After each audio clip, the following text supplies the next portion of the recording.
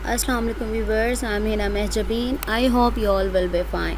आज मैं आपके साथ शेयर करने वाली हूँ डिफरेंट सब्जेक्ट्स के वीयू के पास पेपर्स जो कि हैं डिफरेंट सब्जेक्ट्स की। आप लोगों की रिक्वेस्ट आई थी, उसी रिक्वेस्ट के अकॉर्डिंग मैं ये पास पेपर्स प्रोवाइड कर रही हूँ। इसके साथ साथ मैं आप लोगों को गाइडलाइंस भी प्रोवाइड करूँगी किस तरीके से आप लोग बेस्ट वे में इन पास पेपर्स को यूज़ कर सकते हैं अपने एग्ज़ाम की प्रिपरेशन के लिए, ठीक है, ताकि इंपॉर्टेंट टॉपिक भी आपके स्किप ना हो और टाइम भी वेस्ट ना हो। ओके जी, शेयरिंग स्टार्ट है यानी बताने से पहले या गाइडलाइंस देने से पहले अगर आप मेरे चैनल पर न्यू हैं तो प्लीज़ मेरे चैनल को सब्सक्राइब कर दें, बेल आइकन को ज़रूर क्लिक कीजिएगा ताकि अगर आपकी रिक्वेस्ट आती है कोई पास पेपर्स के लिए तो मैं नेक्स्ट अपकमिंग जो हमारी वीडियोस होती हैं उनमें वो पेपर्स अपलोड करती हूँ। तो आप लोग अगर बेल आइकन को सब्सक्राइब करके बेल आइकन को क्लिक नहीं करते तो उसका नोटिफिकेशन नहीं पहुँचता आप तक, फिर आप वही चीज़ मुझसे बार बार कह रहे होते हैं कि ये भी अपलोड कर दें, ठीक है। और डिस्क्रिप्शन बॉक्स ज़रूर देखा करें ताकि पता चले कि कौन से पेपर्स मैं अपलोड कर चुकी हूँ। ओके जी, लाइक भी कीजिएगा, शेयर भी कीजिएगा। Okay, let's start. चलें जी, हम गाइडलाइन से स्टार्ट करते हैं। बाद में पेपर्स दिखाऊंगी कि कौन से पेपर्स प्रोवाइड करें, ठीक है। तो गाइडलाइंस प्रोवाइड करूंगी, ये कोई किसी ने कही नहीं है, ये मेरी अपनी है, यानी कह लें एक्सपीरियंस मैं आप लोगों के साथ शेयर करती हूँ कि किस तरीके से आप लोग अपना टाइम वेस्ट किए बगैर अपने पेपर्स की प्रिपरेशन कर सकते हैं और इम्पॉर्टेंट जो टॉपिक्स हैं वो कवर कर सकते हैं, ठीक है। तो मैं तो न्यू थी तो मुझे तो ज़्यादा टाइम, कहते हैं ना, टाइम वक्त के साथ साथ इंसान को पता चलता जाता है, यानी मैच्योर होता जाता है। इसी तरीके से मुझे भी पता चलता गया किस तरीके से ये मैंने खुद जो टू मेथड्स बताऊंगी आप किस तरीके से इसको यूज़ कर सकते हैं। ये मैं खुद ऐसे यूज़ करती थी और अपने पेपर की प्रिपरेशन करती थी। फर्स्ट टू जो सेमेस्टर से उसमें तो मुझे कुछ पता ही नहीं चला कि ऐसे भी करूँ तो मुझसे इजीली हो जाएगी प्रिपरेशन, ठीक है।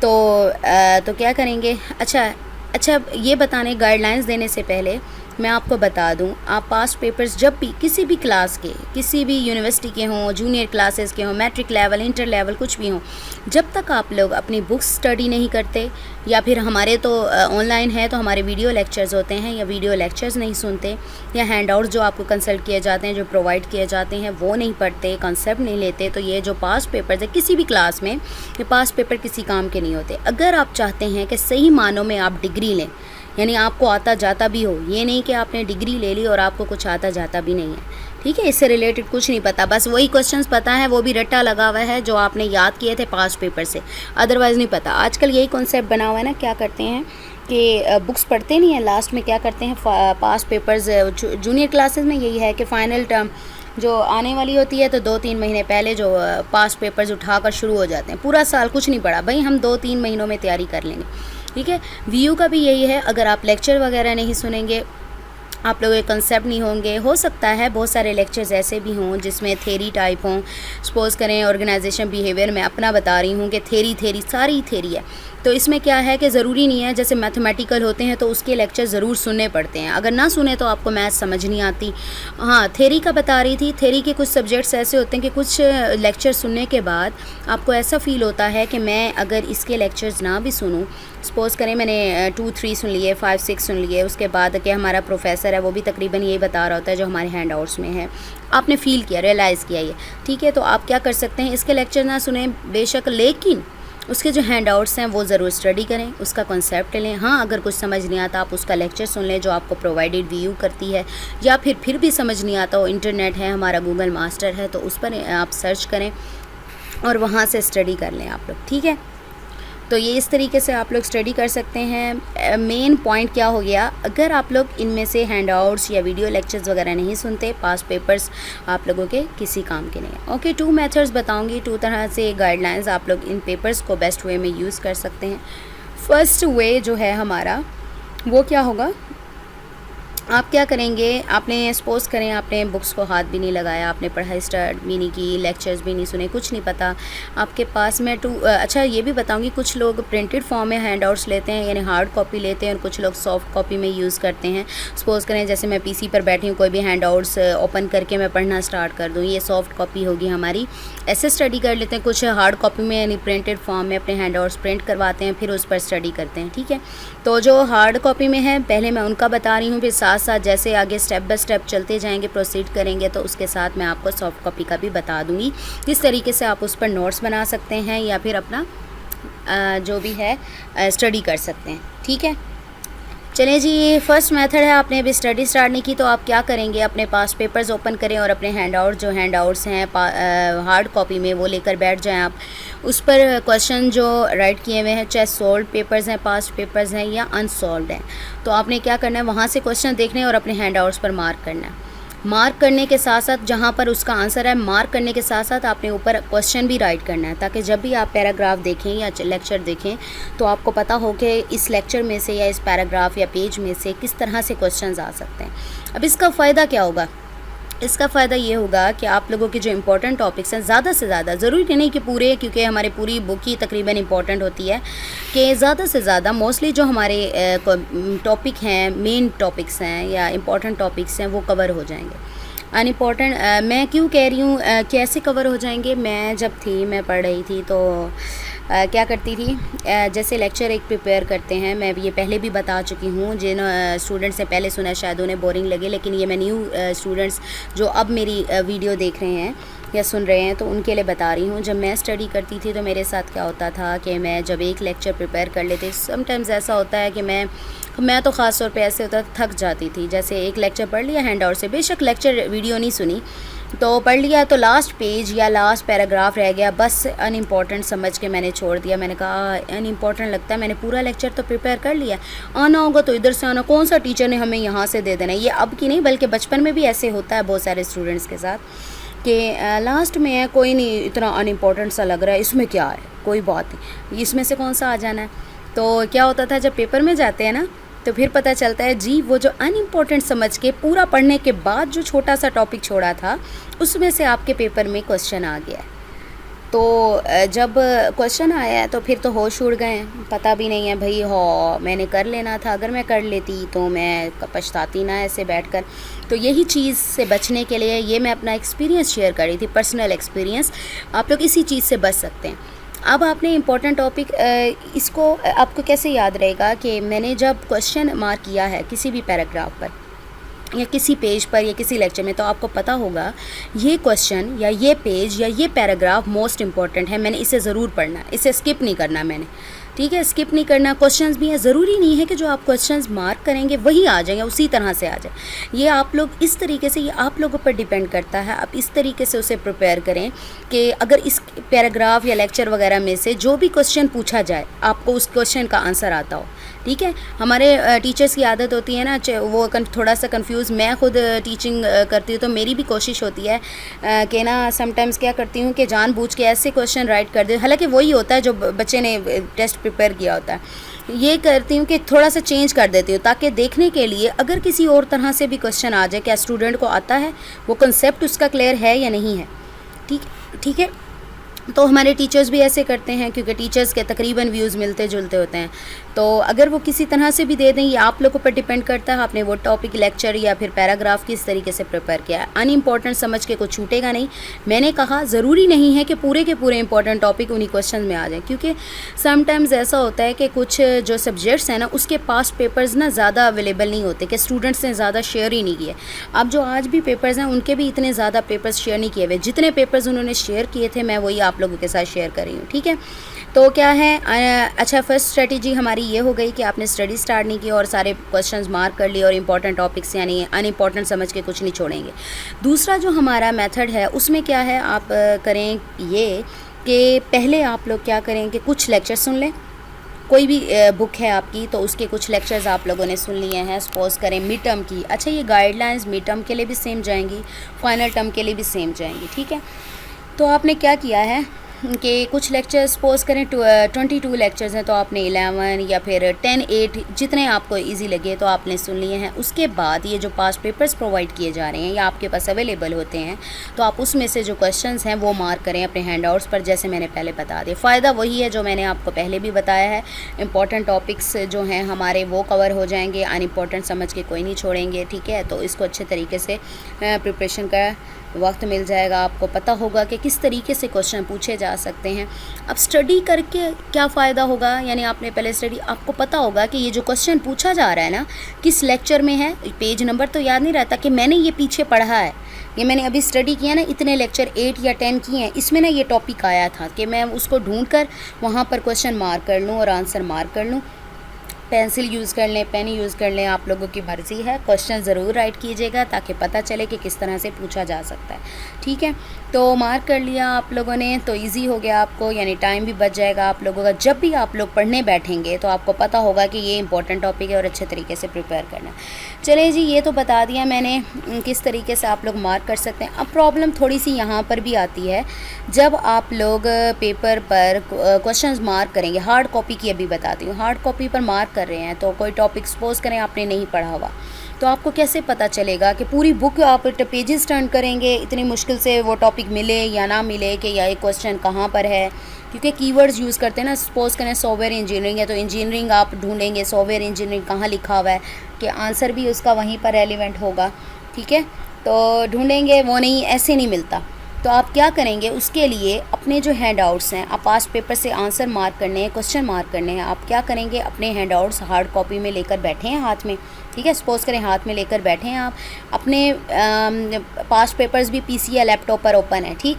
तो उसके साथ साथ आपने क्या करना है, उसी सब्जेक्ट के आपने हैंड आउट्स भी ओपन करके बैठना है। पीडीएफ में आते हैं मोस्टली पीडीएफ। सपोज करें मैं ये ले लेती हूँ, मेरे पास CS 403 के हैंड आउट सामने हैं तो उसको ओपन कर लेती हूँ। चलें जी, हैंड आउट्स ओपन हो गए तो हम क्या करेंगे, चलें जी इसको कर लेते हैं। चलें, सर्च करना है हमने तो कंट्रोल F करेंगे, आपके पास सर्च बार निकल आएगी। उसमें सपोज करें मैं सर्च करना चाहती हूँ व्हाट इज़ डेटाबेस या define database, what do you know about database. तो डेटाबेस मेरा मेन कीवर्ड है जिसका मुझे आंसर चाहिए, तो मैं इसको सर्च कर लेती हूँ या सर्च बार में राइट करती हूँ और इसको सर्च कर लेती हूँ। एंटर करें। अब जहाँ जहाँ डेटाबेस राइट किया हुआ है वो वहाँ वहाँ मुझे ले जाएगा जहाँ मेरा रेलिवेंट आंसर होगा। ये तो आप लोगों को सर्च करना आता है ना, जहाँ मेरा रेलिवेंट आंसर होगा मैं वहीं पर स्टॉप कर जाऊँगी। तो देखें यहाँ पर तो अभी मेरा नहीं आया, एंटर करते जाएँ करते जाएँ। चलें जी, ये देखें डेटाबेस डेफिनेशन। चले देखते हैं कहाँ है डेटाबेस। सपोज़ करें मेरा डेटाबेस है ये डिज़ाइन एप्लीकेशन। चलें सपोज़ करें मेरा आंसर बनता है, मैं एग्जांपल ले रही हूँ, ज़रूरी नहीं है इसका आंसर ये हो। तो मेरा आंसर यहाँ से लेकर सपोज़ करें यहाँ तक बनता है, तो मैं पहुँच गई हूँ अपने आंसर पर। ये तो आप लोगों का थोड़ा सा मेंटालिटी है कि आप किस तरीके से आपको पता चलता है कि इसका आंसर क्या है। अब क्वेश्चन आपको पता है, उसका आंसर आपने ढूंढना है। तो यहाँ से लेकर यहाँ तक आप देखें अपने हैंड आउट्स पर पेज नंबर देखें कि यहाँ 9 लिखा हुआ है, लेकिन फिर भी आप लोग पेज के टॉप या बॉटम पर देख लें पेज नंबर राइट किया होता है, ये 9 है, ठीक है, ये सेम जा रहा है 9 पेज नंबर। अपने जो हार्ड कॉपी में हैंड आउट्स आप लोग लेकर बैठे हैं वहाँ पर पेज नंबर 9 ओपन करें और वहाँ पर यहाँ से लेकर यहाँ तक अपना जो क्वेश्चन है ना वो मार्क कर लें, यानी आंसर उसका, ठीक है। मार्क करने के बाद फिर ऊपर क्वेश्चन ज़रूर राइट करना है। जैसे मैंने पहले बताया, अगर क्वेश्चन राइट नहीं करेंगे तो पता कैसे चलेगा कि किस तरीके से क्वेश्चन पूछा जा सकता है, याद थोड़ा रहेगा जब याद करेंगे, ठीक है। तो मार्क कर लेंगे। ये तो हो गया आप लोग जब हार्ड कॉपी में यूज़ करेंगे। और जो सॉफ्ट कॉपी में याद करते हैं, यानी वो जैसे मैं पीसी में ये ओपन करके बैठी हूँ अपने हैंड आउट्स, तो इस तरह से स्टडी करते हैं, वो किस तरीके से अपने नोट्स बना सकते हैं या ऐसे क्वेश्चन जो पास पेपर्स के हैं वो मार्क कर सकते हैं। उन्होंने क्या करना है, आप यहाँ देख लें पीडीएफ में ही 2 फंक्शंस आते हैं, टूल्स हैं, ये टूल टिप करती हूँ, यहाँ पर राइट किया हुआ आ जाएगा। देखिए हाईलाइट टेक्स्ट आ रहा है और यहाँ पर स्टिकी नोट आ रहा है, ठीक है, ऐड स्टिकी नोट। हाईलाइट का तो आप लोगों को पता है, हाइलाइटर यूज़ होता है अपने नोट्स बनाने के लिए या इंपॉर्टेंट जो भी हमारे पैराग्राफ्स होते हैं हम उसे हाईलाइट करते हैं। हमने अगर आंसर हाईलाइट करना है तो मैं इसको ये ही यूज़ करूँगी। देखें हाईलाइट हो गया मेरे पास हाईलाइटर, वो सिलेक्टेड था, मैंने यहाँ से देखें इसको सिलेक्ट करें और यहाँ से लेकर यहाँ तक इसको हाईलाइट कर लें, ठीक है। ये हमारा जो आंसर है सपोज़ करें वो हाईलाइट हो गया। अब स्टिकी नोट्स किस लिए यूज़ होंगे, आप लोगों ने आजकल देखा होगा बहुत ज़्यादा इन है, पहले भी लगाते थे लेकिन बच्चे ज़्यादा यूज़ कर रहे हैं कि बुक्स को ख़राब किए बगैर वो ना पेस्ट कर देते हैं नोट्स अपने क्वेश्चंस राइट करके। तो आप लोग यहाँ पर इसी को यूज़ करेंगे। मैंने आपसे कहा था कि क्वेश्चन ज़रूर राइट कीजिएगा, इस तरह से आप लोग अपना क्वेश्चन यहाँ पर करें। ये देखें ये स्टिकी नोट इसी तरह से चिट्स सी होती है, अगर पोर्टेबल भी देखें आप लोग जो बच्चों ने ली होती हैं चिट्स सी होती हैं, तो आप यहाँ लिख सकते हैं डिफ़ाइन डेटाबेस, ठीक है। तो क्वेश्चन मार्क लगाएं, ये देखें ये मेरा डेटाबेस, यानी ये मिनिमाइज़ करें। देखें बिल्कुल ख़राब हुए बगैर आपने हाईलाइट भी कर लिया और इस तरीके से आप जिस तरह चाहें जितने क्वेश्चन चाहें हाईलाइट करें और उसके ऊपर इसी तरीके से स्टिकी नोट लगा दें। देखिए मैं जैसे ही कर्सर ले जाती हूँ तो डिफाइंड डेटाबेस नज़र आ रहा होगा आपको, ठीक है। नहीं तो आप इसको क्लिक करेंगे तो आपके पास ये नोट निकल आएगा और इसमें जो भी क्वेश्चन आपने राइट किया होगा वो विजिबल हो जाएगा, ठीक है। इस तरह से नोट्स बना सकते हैं, ज़रूरी नहीं है इसी सब्जेक्ट का हो, हर सब्जेक्ट का कर सकते हैं, कोई भी क्वेश्चन हो। तो ये क्या होगा, आप टाइम वेस्ट किए बगैर, बजाय इसके कि आप बार बार पेजेस टर्न करें हार्ड कॉपी में या फिर आप लोग जो सॉफ्ट कॉपी में याद कर रहे हैं, लर्न कर रहे हैं, तो उनके लिए भी ईजी हो जाएगा। याद रखिएगा जब आप इस तरीके से हाईलाइट वगैरह करते हैं उसके बाद सेव करना मत भूलिएगा। अगर आप अपने हैंडआउट्स को यानी जो आपने चेंजेस वगैरह किए हैं, आपको पता है ना जैसे वर्ड में चेंज करते हैं तो उसको सेव करना पड़ता है, तो इसमें भी आपने क्या करना है, सेव एज़ या सेव एज़ कर लें या सेव में चले जाएं। आप इसको हैंडआउट्स को जो चेंजिंग किए हैं आप उसको सेव करें, फिर निकल आएगा वो डेस्टिनेशन वगैरह। मेरे तो हैंडआउट्स हैं, मैं तो कैंसिल करी हूँ, आपने जैसे सेव करना है वैसे सेव कर लें, ठीक है। चले मैं आपको दिखा देती हूँ कि आपको आज कौन से पेपर्स ओके जी, आज मैं आपको प्रोवाइड कर रही हूँ BT 101 मिड टर्म पास पेपर, CS 614 के पास पेपर्स हैं, MGT 211 एंड MTH 202 के मिड टर्म पास पेपर्स हैं। और ये गाइडलाइंस जो आप लोगों को प्रोवाइड किए हैं वो मिड टर्म और फाइनल टर्म दोनों के लिए अप्लाई होंगी ये पेपर्स। इसके साथ साथ मैं आप लोगों को आज हमारा पार्ट नंबर 16 है तो पार्ट नंबर 1 to 15 लिंक्स भी प्रोवाइड कर दूँगी और ब्रैकेट्स में राइट भी कर दूँगी, साथ साथ ईमेल ID भी प्रोवाइड कर दिया है जो मैं आपको दिखाती हूँ अपनी वीडियो में। ओके जी, ये है वीडियो। किसी भी वीडियो का डिस्क्रिप्शन बॉक्स में किसी भी वीडियो की जो इन्फॉर्मेशन होती है सारी वो होती है। आप लोगों ने सुना होगा कि जो भी वीडियो होती है उसमें कहते हैं कि डिस्क्रिप्शन बॉक्स में ये दिया हुआ है वो दिया हुआ है। बहुत सारे लोगों को पता होगा वीडियो की डिस्क्रिप्शन बॉक्स कौन सी होती है, लेकिन न्यू कमर्स या न्यू स्टूडेंट्स हैं उनके लिए बता रही हूँ कि ये वाला एरिया जो है वो है वीडियो का डिस्क्रिप्शन बॉक्स। तो आपने क्या करना है, यहाँ पर शो मोर का आपको टैब नज़र आ रहा होगा या मेन्यू कह ले आप लोगों को, तो आपने वहाँ पर क्लिक करना है। क्लिक करें और आपके पास जो भी पेपर्स होंगे वो सारे, ये देखें गूगल ड्राइव लिंक मैंने आप लोगों को दे दिया है, यहाँ पर ड्राइव लिंक है। इसके साथ साथ मैंने पार्ट नंबर आज मैं जो प्रोवाइड करी वो 16 है, 1 से जो 15 तक जो पार्ट्स होंगे उनके लिंक्स प्रोवाइड करी हूँ कि, और ब्रैकेट में ये भी राइट किया है कि इस वीडियो में कौन से पेपर्स प्रोवाइड किए गए हैं ताकि आप ईज़िली एक्सेस कर सकें और टाइम वेस्ट भी ना हो। अच्छा जी, ये पार्ट्स हो गए। नेक्स्ट फिर लास्ट में मैंने आप लोगों की ईमेल ID भी प्रोवाइड कर दी है, rare@academyofscience@gmail.com। अगर आपको कोई प्रॉब्लम स्टडी रिलेटेड हेल्प चाहिए या आप लोगों को कोई आइडिया सोल्यूशन असाइनमेंट GDBs या क्विजेस का, तो आप लोग ईमेल कर सकते हैं या वीडियो में कमेंट कर सकते हैं। याद रखिएगा कि जैसे ही आप लोगों की क्वेश्चन फाइल अपलोड होती है इंस्ट्रक्टर की तरफ से तभी आप प्रोवाइड कीजिएगा ताकि टाइम कम होता है तो ईज़िली इस पर काम किया जा सके। ओके जी, आपने क्या करना है, इसको क्लिक करें, मैंने पहले ही ओपन किया हुआ था। ओके जी, कोई भी लिंक ले लें आप, मैं इसको ले लेती हूँ, क्लिक करें तो आपको ले जाएगा गूगल ड्राइव में। याद रखिएगा आप जीमेल अकाउंट में ऑलरेडी लॉगिन हों क्योंकि गूगल ड्राइव तभी एक्सेस होगी। ओके जी, ये आपको गिवन है। अगर आप चाहते हैं कि सारे पेपर्स एक ही बार डाउनलोड कर लें तो आपको यहाँ पर ये जो ड्राइव नेम है उसके साथ ही डाउन एरो नज़र आएगा, इसको क्लिक करें और यहाँ पर डाउनलोड का मेन्यू है उसे क्लिक करें तो डाउनलोडिंग हो जाएगी start. But I don't want to download it because मेरे पास ऑलरेडी पेपर्स पड़े हैं, गूगल ड्राइव पर भी हैं मेरे पास और मेरे PC में भी पड़े हुए हैं, ठीक है। तो आगे नेक्स्ट स्टेप क्या होता है, डेस्टिनेशन देनी होती है कि कहाँ पर आप लोग डाउनलोड करना चाहते हैं। डेस्कटॉप पर कर लें, PC पर कर लें, मोबाइल में है तो आप लोग अपनी मर्ज़ी से जहाँ भी डाउनलोडिंग में चला जाता है वहाँ कर लें। नेक्स्ट आप लोग अगर चाहते हैं कोई इंडिविजुअल पेपर डाउनलोड करना तो किसी पेपर पर राइट क्लिक करें, राइट क्लिक करके वहाँ पर सेम डाउनलोड मेन्यू निकलेगा उसको क्लिक करें और डेस्टिनेशन वगैरह देकर एक्सेस कर लें। ये पेपर्स मैंने डिफरेंट वेबसाइट, डिफरेंट ब्लॉग्स वगैरह से कलेक्ट किए हैं और कुछ सब्जेक्ट्स ऐसे भी होते हैं जिसके 1-2 पेपर अवेलेबल होते हैं, तो मैंने जितने भी पेपर्स अवेलेबल थे बस सारे ले लिए हैं। तो क्या है, आई होप आप लोगों की हेल्प हो गई होगी। मुझे अपनी दुआओं में याद रखिएगा। टेक केयर, अल्लाह हाफिज़।